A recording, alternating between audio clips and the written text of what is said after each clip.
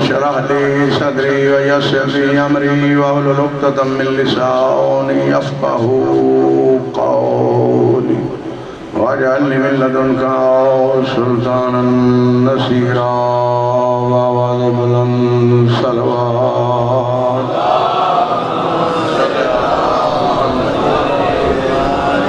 أما بعد فقد قال الله تبارك وتعالى في كتابه المجيد والفرقانه الحميد وهو أصدق القائلين وقوله الحق بسم الله الرحمن الرحيم إنما أمره إذا أراد شيئا أن يقول له كن فيكون وأعوذ بلند صلوات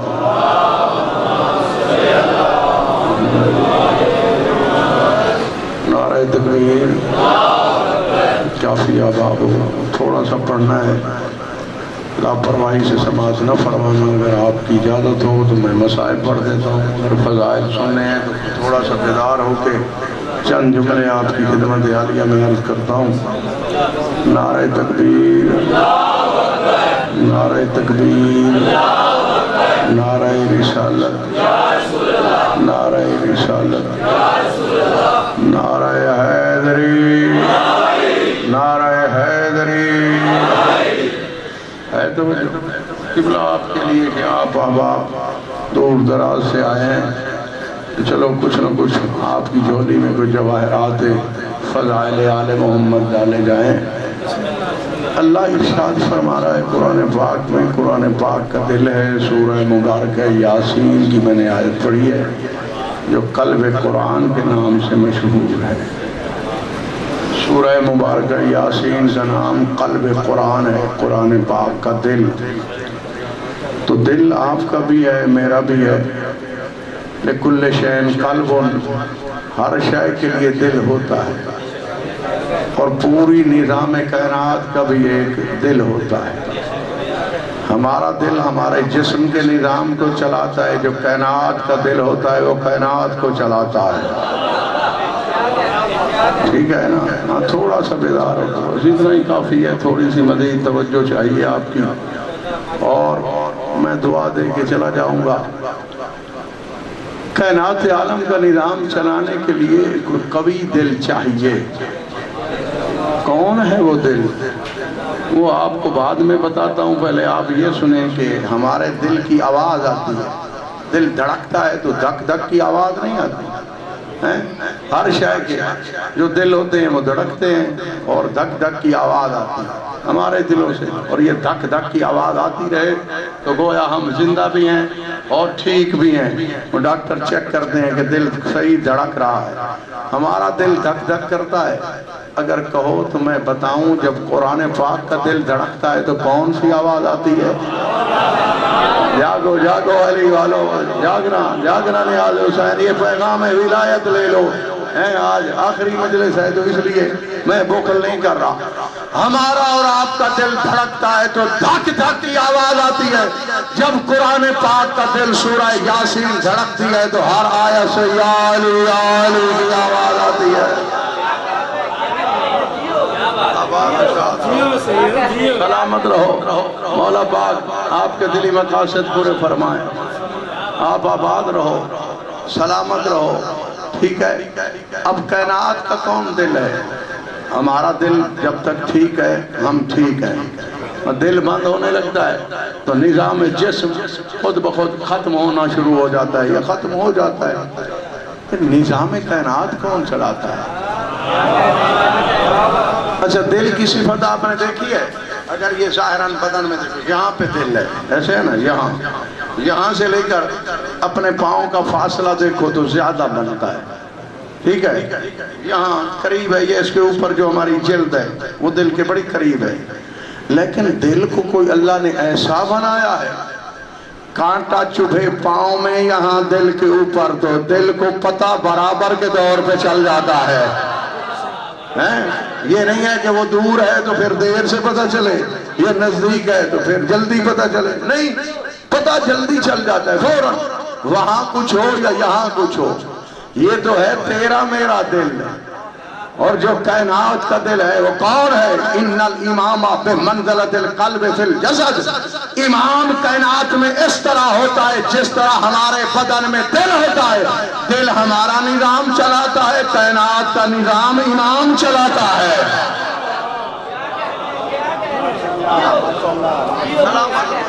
سلامت رہو، آباد و شاد رہو۔ یہ ہمارا نظام ہمارا دل چلاتا ہے۔ اور جناب امیر المومنین علی بادشاہ کا کچھ ایسا فرمان ہے کہ مجھے سمجھ ہی نہیں آئی۔ ہر شے کا تو کوئی دل، لکل شیء قلب، یہ ہے ہر شے کا کوئی دل ہوتا ہے، لیکن مولا کائنات نے جو جملہ کہا ہے وہ واقعاً عجیب و غریب ہے، ہماری سمجھ سے بھی باہر ہے۔ کون سا؟ میرے مولا امیر المومنین علی ابن ابی طالب کا پاک فرمان ہے، انا قلب اللہ الوائی، اور لوگوں اللہ کا دھڑکنے والا دل میں علی ابن ابی طالب ہوں۔ یہ میرے مولا کا عجیب فرمان ہے، ٹھیک ہے نا؟ یہ فرمان ہے عجیب و غریب۔ فرمایا میں اللہ کا دھڑکنے والا دل ہوں، میں اللہ کا دل ہوں، اللہ کا دل۔ اس لیے تو نفس اللہ ہے، کیونکہ جب تک اللہ کا دل نہ بنے تو پھر نفس اللہ کیسے بن سکتا ہے؟ میں اللہ کا دھڑکنے والا دل ہوں، میں اللہ کا دھڑکنے والا دل۔ اور اس کے بعد فرمایا انا علم اللہ الرائی، جو پوری کائنات میں علم ہے وہ اللہ کا ہے، وہ کوئی اور علم نہیں، میں علی ابن ابی طالب ہوں۔ سلامت رہو بھائی، آباد و شاد رہو، مولا پاک آپ کے دلی مقاصد پورے فرمائیں۔ ایک مرتبہ رسول پاک نے جناب سلمان کو بلوایا، قاصد بھیجا انس ابن مالک، ٹھیک ہے، ان کو بھیجا جناب سلمان فارسی کو بلاؤ، جناب ابو ذر کو بلاؤ، عمار یاسر کو بلاؤ، ابو حیثم بن تیہام کو بلاؤ، طفیل بن عامر کو بلاؤ، یہ پاک باز صحابی، ان کو بلا کے لاؤ۔ جب وہ سارے آ گئے اور اس کے بعد سرکار نے فرمایا انس ابن مالک اب تم جاؤ، تمہاری ڈیوٹی ختم ہو گئی۔ جو کچھ سرکار نے ان سے کہا اگر آپ چاہو تو میں آپ کو سناؤں۔ ہاں تو سب حیران ہو گئے کہ مولا آپ نے فرمایا آج میں نے نہیں بلایا، آج اس نے بلایا۔ اگرچہ میرے بلاوے پہ بھی آنا واجب ہے، لیکن آج میں نے نہیں بلایا، آج اس نے بلایا ہے۔ کیوں بلایا ہے؟ اس لیے بلایا ہے، اللہ نے مجھے حکم دیا ہے، ان اللہ امرنی ان اجمل لکم من اللہ بالجنت، اللہ نے مجھے کہہ دیا ہے کہ جن جن کے میں نے نام لیے ہیں یہ علی بادشاہ کے حقدار ہیں، میری طرف سے ان کو جنت کی بشارت دے دو۔ میری طرف سے ان کو جنت کی بشارت دے دو۔ جو علی بادشاہ کا غلام ہوتا ہے وہ جنت طلب نہیں کرتا، جنت اس کو تلاش کر دی ہے، ٹھیک ہے نا؟ جنت اس کو تلاش کر دی ہے کہ علی بادشاہ کا حقدار کہاں پہ ہے، اور وہ میرے اندر آئے، جنت کی یہ خواہش ہے۔ اب اس کے بعد بھی بات ختم نہیں ہوئی، بات آگے بھی ہے، تو اس کا نتیجہ بھی ہم بعد میں نکالیں گے۔ فرمایا اللہ نے مجھے یہ بھی کہا ہے کہ ان لوگوں کو جنت کی بشارت دے دو، اور یہ بھی کہہ دو ممم مزا، جو ما انتم، جو تمہارا عقیدہ ہے اس پہ جو مر گیا ہے، ممن یاتی الی یوم القیامت، یا جس جس کا تمہارے والا عقیدہ ہوگا، اللہ کہہ رہا ہے ان سب کے لیے جنت کی بشارتیں ہیں، سب کے لیے جنت کی بشارتیں ہیں، ان سب کے لیے جنت کی بشارتیں ہیں۔ تو پھر ماننا پڑے گا، رسول پاک نے فرمایا ممن یاتی الی یوم القیامت، جو قیامت تک آئیں گے ان کا بھی یہ عقیدہ ہوگا، تو پھر ماننا پڑے گا ہر دور میں کوئی نہ کوئی سلمان موجود رہتا ہے، ٹھیک ہے نا؟ ہر دور میں کوئی نہ کوئی سلمان موجود رہتا ہے۔ جو عقیدہ اس کا سرکار نے فرمایا قیامت تک جو عقیدہ تمہارا ہے ایسا عقیدہ کوئی لے کے آئے گا تو اس کے لیے بھی جنت کی بشارت ہے، ٹھیک ہے؟ وہ امام بناؤ جو جنت تقسیم کرنے والے ہوں، فقط خود تقسیم نہ کریں، ان کا اللہ ان کے حقداروں سے جنت کے وعدے کرے، بشارتیں دے۔ اور زندہ کو بھئی مرنے کے بعد تو سب کچھ ہوتا ہے، ہر کوئی دیکھ لیتا ہے، اب کہیں گے جی وہ کیسے؟ کافر بھی مشرک بھی مرنے کے بعد سب کچھ دیکھ لیتا ہے، یہ جنت یعنی باہر سے دوزخ اور اہل بیت اطہار کا مقام۔ اور بات سناؤں، کیا یاد کرو گے؟ بات چھڑ گئی ہے تو کچھ نہ کچھ تو آپ کی خدمت عالیہ میں پیش ہی کرنا ہے، تو مصائب آج تھوڑا پڑھ لیں گے۔ خیر یہ آپ حقائق سنیں۔ رسول پاک جب بھی چلتے تھے قبلہ، آپ تاریخ پڑھتے ہیں، مطالعہ کرتے ہیں، دیکھتے ہیں دیگر آباب بھی، ہمارے آل محمد کی ولا رکھنے والا کوئی جاہل نہیں ہوتا۔ معصوم فرماتے ہیں العالم من عرفنا، عالم وہ ہوتا ہے جو ہم 14 کا عارف ہوتا ہے۔ بے شک اس نے مدرسہ بھی نہ دیکھا ہو، عالم تو وہ ہوتا ہے جو ہمیں جانتا ہے، اور جو ہمیں نہیں جانتا اصطلاحات کے پہاڑ جانتا ہو تو اس کا فائدہ ہی نہیں ہے۔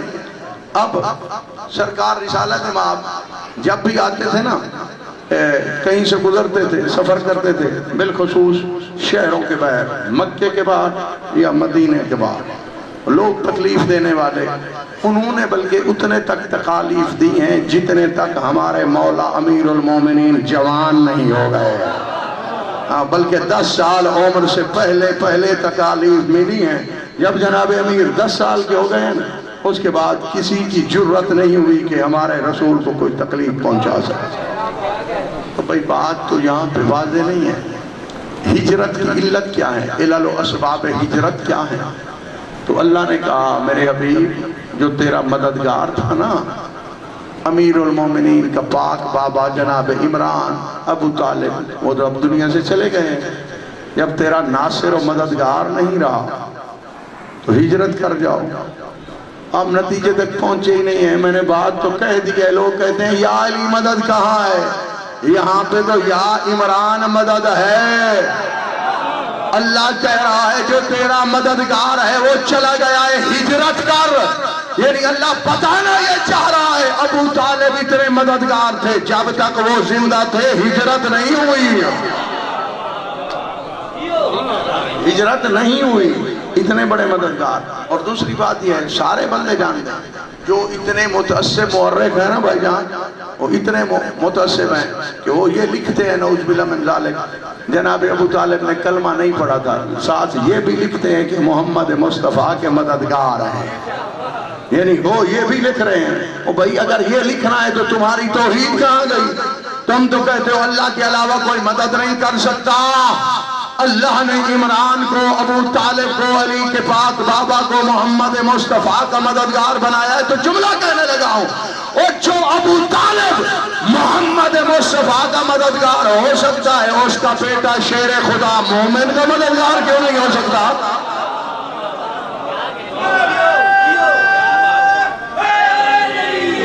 یا علی یا علی بھائی، یا علی یا علی۔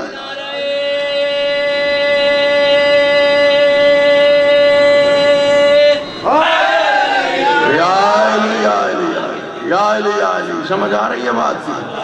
ہاں تیرا مددگار۔ اور دوسری بات سن لو، یا اللہ مدد کر لو بے شک جتنا کرنا ہے۔ اللہ نے آج تک جب اپنے حبیب محمد احمد محمود کی مدد نہیں کی، تو محمد سے زیادہ عزت دار ہے کہ تیری مدد کے لیے اللہ آ جائے گا؟ نہیں کی بھائی، ناصر بنایا ہے، جناب عمران کو بنایا ہے، جب وہ گئے ہیں تو اس کے بعد ہجرت کا حکم دے دیا ہے۔ اب بڑی مصیبتیں دیکھی ہیں رسول پاک نے، جب مولا جناب علی علیہ السلام کی عمر چھوٹی تھی تو یہ بتانا چاہ رہے تھے، ہجرت نہ بھی اللہ کرواتا تو ایسا ہو سکتا تھا، امیر المومنین بھی تھے، لیکن بتانا یہ چاہ رہے ہیں ابو طالب وہ صاحبان ہے جو رسالت کے اوپر تنا ہوا ہے، یا وہ صاحبان ڈھلا ہے تو اس کے بعد ہجرت کی گئی ہے، ہجرت باقاعدہ وطن چھوڑا گیا ہے۔ اتنی دہشت تھی جناب ابو طالب کی کہ کسی کافر میں یہ جرأت ہی نہیں ہو سکتی تھی کہ جناب محمد مصطفیٰ کو کوئی تکلیف نہیں۔ بہرحال کافر کی بلا سمجھاتے تھے اپنے بچوں کو، بچے 10-12 سال کے، 9 سال کے کافرین کے بچے، محمد مصطفیٰ سرکار جب بھی کسی وادی سے گزرتے تھے، دو پہاڑوں کے درمیان جو درہ ہوتا ہے، وادی ہوتی ہے، اس سے گزرتے تھے، وہ اپنے بچوں کو اوپر بٹھا دیتے تھے کہ پتھر لڑکاؤ اور یہ لڑکتا ہوا آئے اور محمد مصطفیٰ زخمی ہو جائے، تو اسی طرح وہ کرتے تھے۔ یہ بات میں آپ کو اس لیے سنا رہا ہوں کہ مرنے کے بعد کافر بھی مان لیتا ہے، ٹھیک ہے، یہ ذہن میں رہے، اس وجہ سے یہ بات ذہن میں آئی ہے اور میں بطور دلیل پیش کر رہا ہوں۔ اب سرکار فرمایا کرتے تھے بھئی حیا کرو، میں نے تمہارا کیا جرم کیا ہے؟ تو کافر آگے کہتے تھے بچے ہیں حضور کیا کریں، اب بچوں نے یہ کھیل ہی کھیل میں پتھر لڑکائے ہیں تو یہ آپ کو آگے لگ گیا ہے، اس میں ہمارا تو کوئی قصور نہیں، کوئی جوان تھا ہمارا جس نے آپ کے ساتھ یہ ظلم اور زیادتی کی۔ سرکار نے فرمایا چلو اگر یہ ہے تو پھر میرے گھر میں بھی ایک ایسا بچہ ہے جو عام گھر میں آتا ہی نہیں ہے، جو اللہ کے گھر بیت اللہ میں آتا ہے، ٹھیک ہے نا، عام گھر میں وہ آتا ہی نہیں، میرے گھر بھی بچہ ہے، چلو آپ دیکھتے ہیں۔ ایک مرتبہ جناب رسالت امام کو کوئی کام تھا، باہر گئے مکے کے، جناب امیر المومنین علی بادشاہ بھی ساتھ، کافرین کے بچوں نے، ڈھیر سارے بچے تھے، ٹیم بٹھایا کرتے تھے اور انتظار کیا کرتے تھے کہ کب سرکار کا گزر ہوگا اور ہم یہ شرارت کریں گے اور جناب کو زخمی کریں گے، تکلیف دیں گے۔ جاگ کے سننا، انہوں نے پتھر لڑکائے، جو پتھر بھی آیا میرے مولا امیر المومنین نے ید اللہ ہاتھ کی انگشت اٹھی۔ بھائی فیصل آباد والوں سوچ رہے ہو یار، آپ توجہ ہی نہیں فرما رہے، یہ وہی ہاتھ ہے، انگشت اٹھ جائے تو ڈوبا ہوا سورج پلٹ آتا ہے۔ تو آپ کو تعجب ہو رہا ہے، یہی انگشت اٹھائی اور یوں کیا جیسے گولی جاتی ہے، واپس پتھر ایسے گئے، کسی کے سینے میں، کسی کے سر پہ، کسی کی پشت پہ، جتنے تھے پھر کنا لیے، وہاں نہیں مرے، مرتے مرتے جیسے پتھر لڑکتا ہے اسی طرح نیچے درے میں آ گئے۔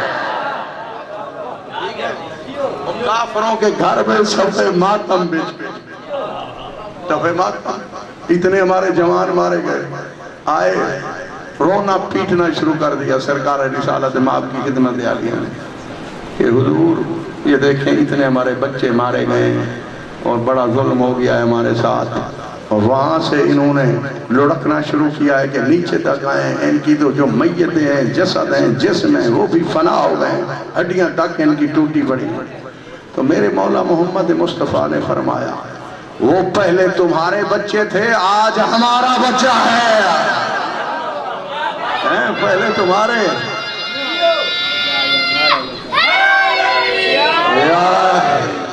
پہلے تمہارے بچے تھے، آج والا ہمارا بچہ ہے، اس کا ہاتھ بھی دیکھو، ہاں اس نے تو پتھر نہیں پھینکا، انہوں نے پھینکے ہیں جو لڑکائے ہیں، بس اشارہ کیا ہے، وہ واپس گولیاں بن گئے ہیں، توپیں بن گئے ہیں، تیر تلواریں بن گئے ہیں، سارے مرے پڑے ہیں۔ تو اب ہم کیا کریں، ہمارا بھی تو بچہ ہے، تو ہم بھی تو یہی کہتے تھے حضور یہ بچے تھے، اب بچوں کو کیا کہیں، سمجھاتے تو ہیں لیکن بچے ہیں، تیری شریعت میں بھی بچے پہ نماز واجب بھی اس وقت ہوتی ہے جب وہ بالغ ہوتا ہے۔ جاگنا، بڑی منت سماجت کی، پاؤں پہ گرے، پھر یہ کریم بھی بڑے ہیں، اگر قہاریت کی صفت کو ظاہر کرتے ہیں تو کرم ان کا زیادہ نظر آتا ہے۔ انہوں نے کہا جی معاف کر دیتے ہیں، یا علی معاف کیا، تو مولا نے فرمایا سرکار محمد مصطفیٰ نے، یا علی یہ جو سارے مرے پڑے ہیں نا ان کو آپ زندہ کریں۔ کوئی ہے قدردان بھائی، کوئی قدردان ہے؟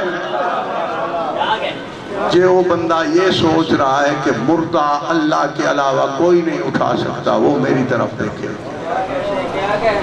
ازلی اولی طاقت اللہ کی ہے، جو اللہ کے مقابلے میں کسی کو خالق رازق اور زندہ کرنے والا مانتا ہے نا اللہ کے مقابلے میں، وہ کافر بھی ہے، مشرک بھی ہے، ملحد بھی ہے، بے دین بھی ہے۔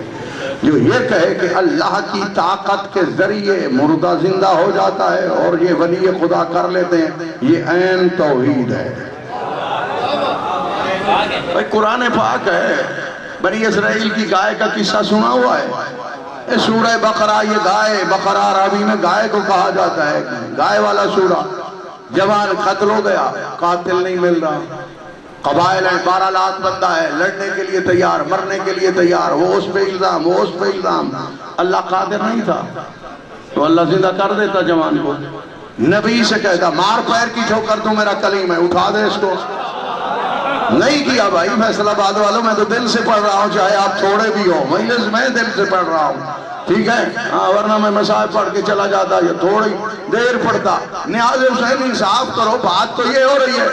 کائنات عالم کے رسول نے فرمایا یا علی ان کو زندہ کرو. بعض لوگوں کے چہرے پہ سوالیہ نشان آ گیا ہے، تو میں اس لیے کہتا ہوں میں مولا میر کی بھی بات نہیں کرتا، میں نبی کی بھی بات نہیں کرتا، میں مولا کے صحابیوں کی بھی بات نہیں کرتا، میں مولا کی نوکرانیوں کی بھی بات نہیں کرتا، اور میں مولا کے گھوڑوں کی بات بھی نہیں کرتا، میں اہل بیت کے جانوروں کی بھی بات نہیں کرتا. بنی اسرائیل کا ایک جوان ہے بھائی، قاتل نہیں مل رہا. وہ بعض سمجھدار، پہلے تو تلواریں نکل آئیں، سمجھدار لوگوں نے کہا کلیم خدا جو موجود ہے اس سے پوچھو، مسئلہ حل نہ ہوا تو پھر جنگ کر لو گے، بعد میں تھوڑا وقت ہے. نبی کے پاس آئے، نبی نے فرمایا ہم اللہ کے پاس جا رہے ہیں، کوئی دور پہ پوچھ کے آتے ہیں. جب نبی واپس آئے تو حکم یہ ملا، قاتل کا پتہ بعد میں چلے گا، مقتول زندہ بعد میں ہوگا، پہلے تم ایک گائے ذبح کرو. میں نے آپ سے قربانی نہیں مانگی بھائی، اللہ نے بنی اسرائیل سے مانگی تھی کہ گائے ذبح کرو. وہ حیران ہو کے کہتے ہیں کہ ہم نے تو مقتول کو زندہ کرا کے اس چیز کی زبانی قاتل کا پوچھنا ہے. کہا میرا اللہ جو کہہ رہا ہے. بہرحال گائے ذبح ہو گئی، ذبح شدہ گائے، نبی کے گھر کی پلی ہوئی نہیں ہے، نبی کے ایک ماننے والے بندے کی گائے ہے، یتیم جوان کی گائے. وہ جو نشانی اللہ نے بتائی وہ اسی میں تھی. اس کے پاس آئے، اس نے قیمت بھی مرضی کی مانگی. ٹھیک ہے، خواب میں محمد مصطفیٰ اور علی ابن ابی طالب نے فرمایا تھا ہاں بنی اسرائیل والے تیرے پاس آئیں گے، تو جب بھی سوتا ہے ہم پہ صلوات پڑھ کے سوتا ہے، یہ صلوات کا صلہ دیں گے کہ اتنا امیر کریں گے کہ چشم فلک نے عمارت نہیں دیکھی ہوگی. ہاں میں ذمہ داری سے عرض کر رہا ہوں 11ویں امام کی.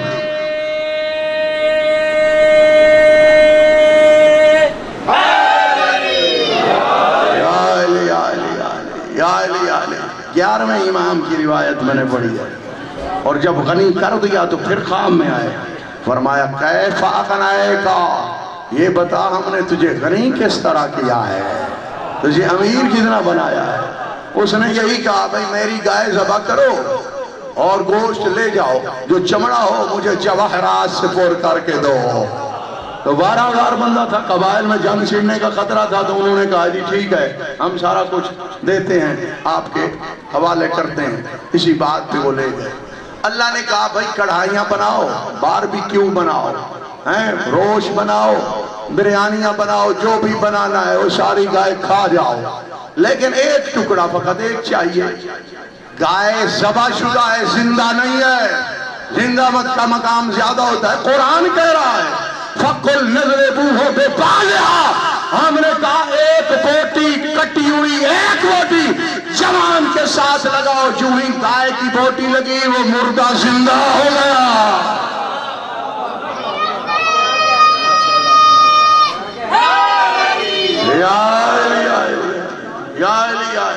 یا علی وہ مردہ زندہ ہو گیا. تو پھر ابھی بھی سمجھ نہیں آئی.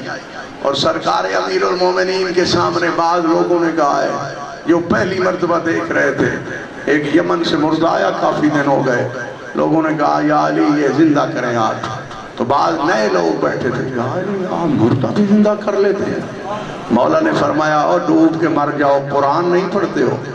بنی اسرائیل کی گائے کا ٹکڑا اس کی بوٹی مردہ زندہ کر لے، تعجب نہیں کرتے. علی زندہ کر لے تو تعجب کس بات کا؟ ہاں یہ بھی عقائد کا آپ کو آج درس اور پوری مجلس سنو. آج تو آپ کو جلدی نہیں ہے نا بھائی، بولو یار جلدی ہے تو میں چھوڑا نہ نہیں بادشاہ. ہاں مختصر بھی مجھے بہت آتا ہے، چونکہ 10 دن مجھے یہی کہا جاتا رہا ہے کہ آپ کو ٹائم پہ ممبر دیں گے.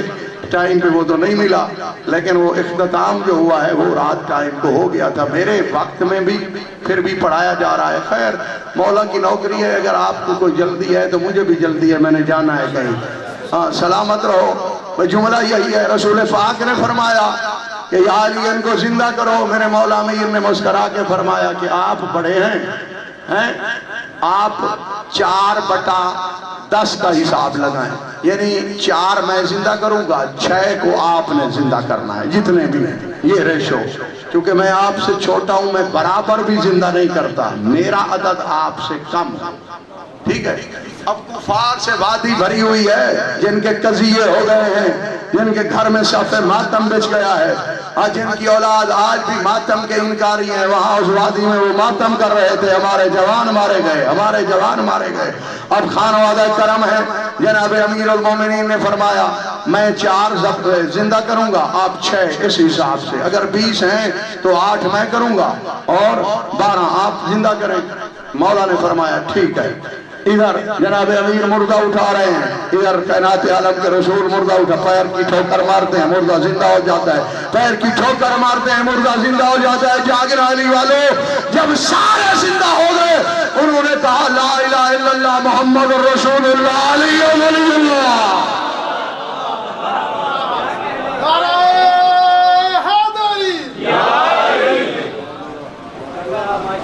کافر پتہ ہے کیا کہتے ہیں؟ اس سے بہتر تھا یہ زندہ نہ ہوتے، ہیں کلمہ تو نہ پڑھتے۔ میں نے بات یہ سنائی ہے، مرنے کے بعد ہر کوئی مانتا ہے۔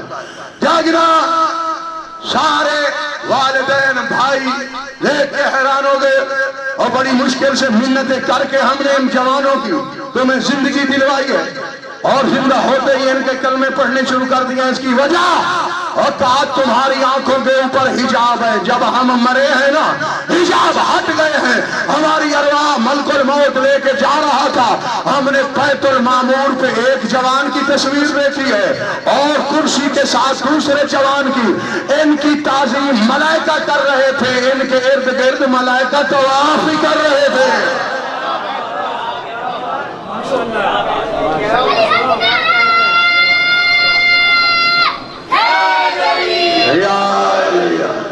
تو اس کے بعد ہمیں پتہ چل گیا ہے ان کا مقام کیا ہے۔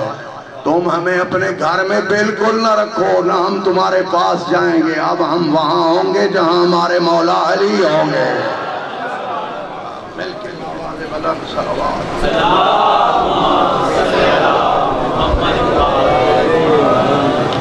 آج کوئی خاص شہادت ہے جناب علی اکبر کی پڑھنی شہادت، ابھی عاشور کیا مضمون ہے بھائی صاحب والا؟ وہ اذان ٹائم، تو اب کس نے کیا پڑھنا ہے؟ بانیان بھی نہیں ہے۔ آپ تو ہر سال سنتے ہیں، آپ چلو بتائیں بھائی شب عاشور۔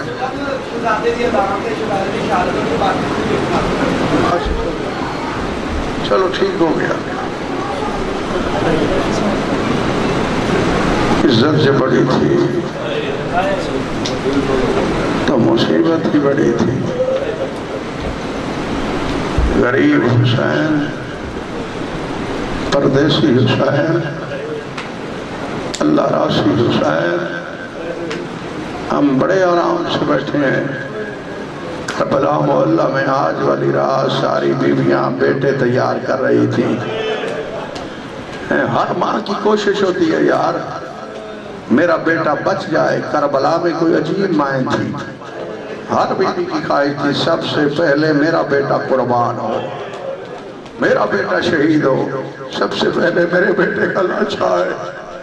میں کہتا ہوں پردادار بیویوں، مخدرات حکمت، تمام ہاشمیات، آپ کے حوصلوں کو سلام۔ آپ نے تو بڑی کوشش کی ہے نا کہ اپنے بیٹے امام حسین کے صدقے کے طور پہ پہلے روانہ کیے ہیں۔ قسمت حسین مسافر کی، جس امام حسین علیہ السلام کو امت نے نہیں چھوڑا بلکہ شہید کر کے چھوڑا ہے۔ بی بی پاک عالیہ بی بی اسی رات، کیونکہ اس رات کو امام حسین مظلوم نے 3 حصوں میں تقسیم کیا ہے، ایک حصہ صحاب کے لیے، ایک حصہ عبادت خدا کے لیے، اور ایک حصہ اہل بیت اطہار کے لیے، پردہ داروں کے لیے۔ ان کو وصیتیں کی ہیں اور ان سے وعدے کیے ہیں، اہم گفتگو کی ہے۔ یہی امام حسین مظلوم کی سنت ہے۔ تمہاری منت کرتا ہوں اس رات نہ سونا، کوئی عمل بھی نہیں آتا تو یہی کہنا میرے اللہ امام حسین کے قاتلوں پہ لعنت کر۔ اس سے بڑا اور کوئی عمل ہے ہی نہیں بھائی. ہم تو لاپرواہی کر دیتے ہیں، لیکن ان بیویوں سے پوچھو نا جنہوں نے اپنی آنکھوں سے یہ رات دیکھی ہے، بڑی مصائب والی رات، بڑی مصیبت والی رات. شام شہیدہ، کل آئے گی شام غریباں. یہ آج والی رات وہ رات ہے کہ ہر شہید زندہ موجود ہے، کل والی رات کوئی زندہ نہیں بچے گا. کربلا کے مسافر امام حسین مظلوم نے جناب عباس سے فرمایا، عباس علمدار آؤ پردہ داروں کے خیام میں چلیں، دیکھیں بیویوں کے صبر کا کیا عالم ہے.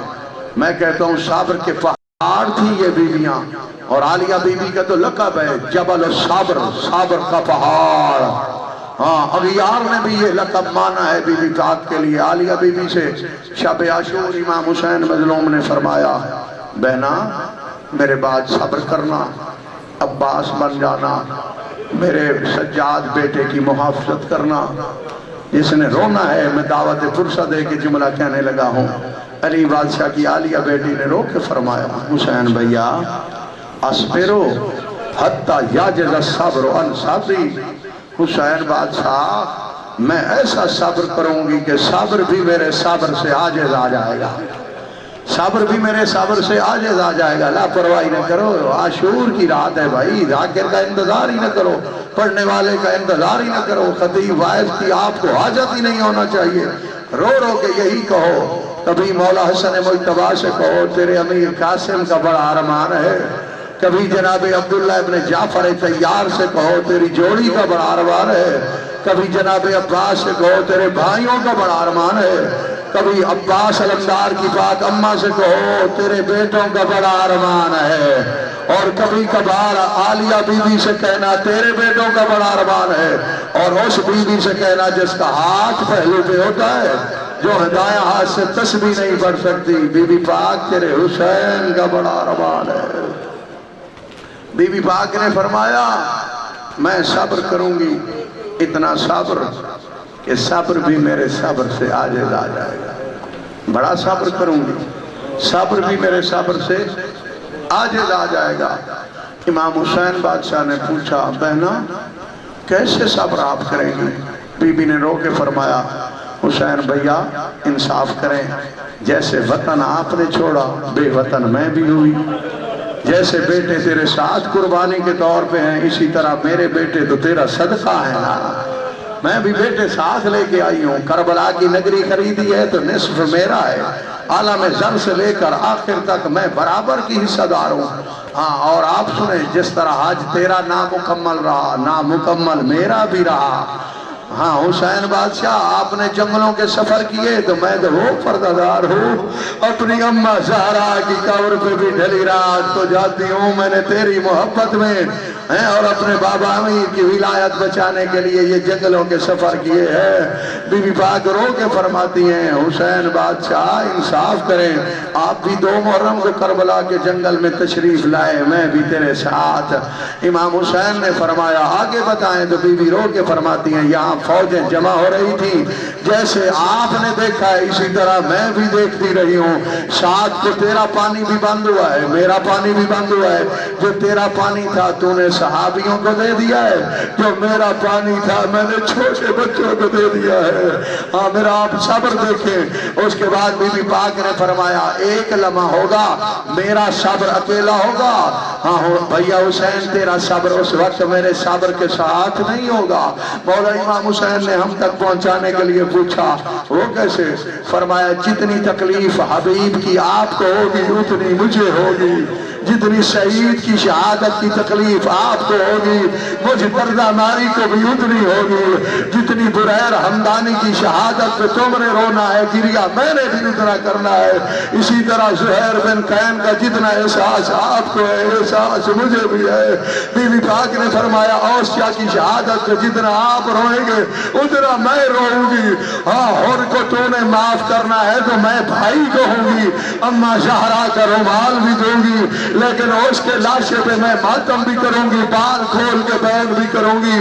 حسین مظلوم کے ایک صحابی کا بی بی نے نام لیا اور اس کے بعد فرمایا اب جگر پہ ہاتھ رکھ رہا ہے, اس سے بڑا مصائب تو ہے نہیں, شب عاشور کی گفتگو ہے.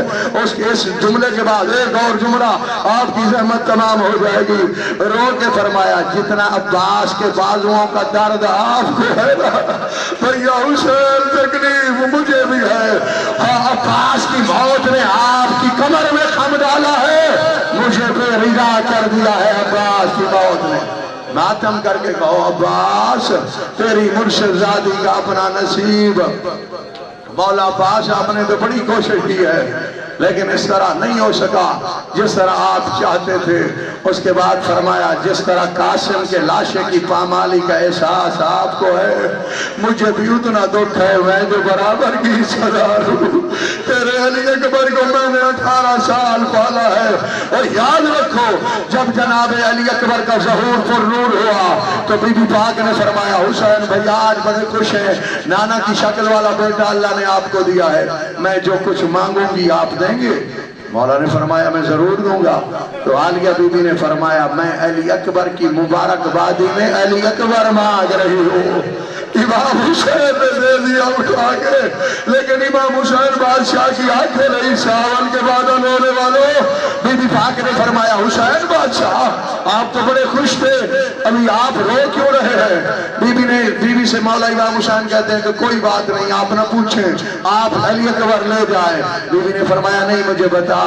امام حسین نے رو کے فرمایا بس اس لیے رو رہا ہوں, جب اس کی ضرورت پڑے گی مجھے واپس کر دینا.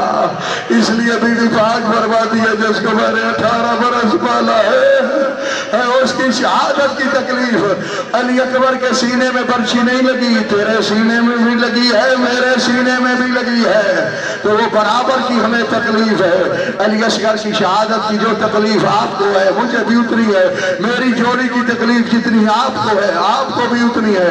حسین بادشاہ سے فرمایا میرا صابر دیکھنا اکیلا ہو رہا ہے. امام حسین نے فرمایا پہلا وہ کیسے؟ فرمایا وہ ایسے کہ شیمر تیرے سینے پہ سوار ہوگا. یہ وہ جملہ ہے جو بی بی کی زیارت میں تیرے عالیہ پہ لکھا ہوا ہے, الذی رکب الشمر علی صدرہ, یا الذی الشمر جالس علی صدرہ. شیمر بغیرت امام حسین مظلوم کے سینے پہ سوار تھا.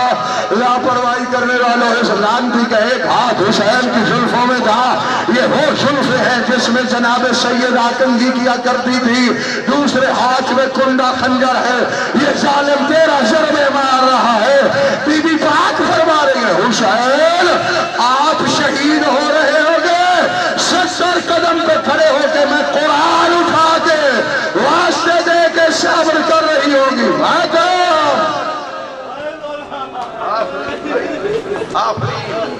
مولا آپ کا پرسہ منظور و مقبول فرمائے.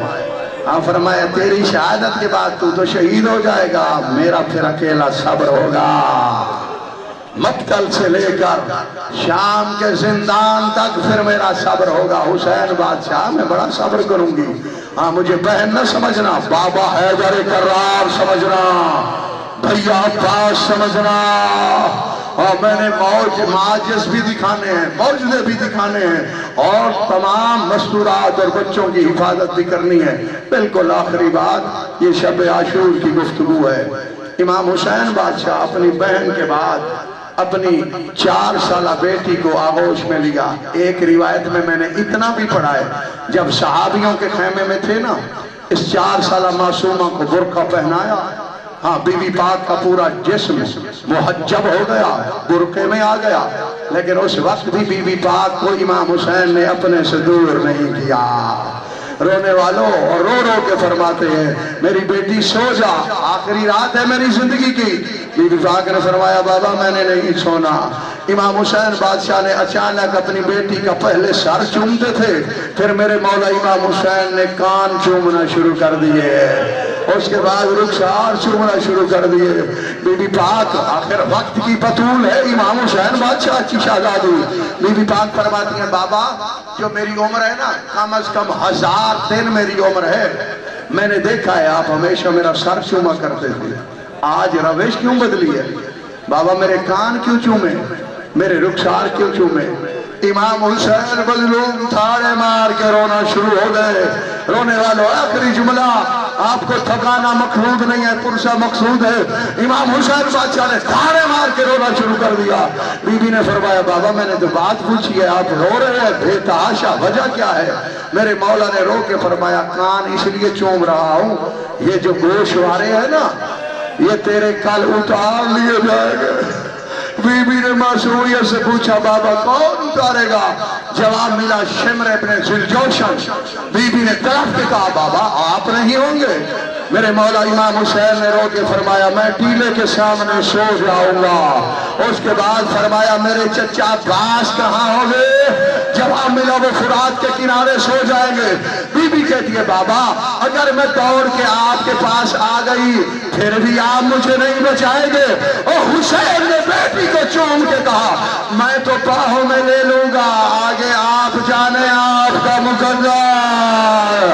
اس کے بعد پتہ نہیں آپ کے گوشوارے بچیں گے یا نہیں بچیں گے۔ ماتم حسین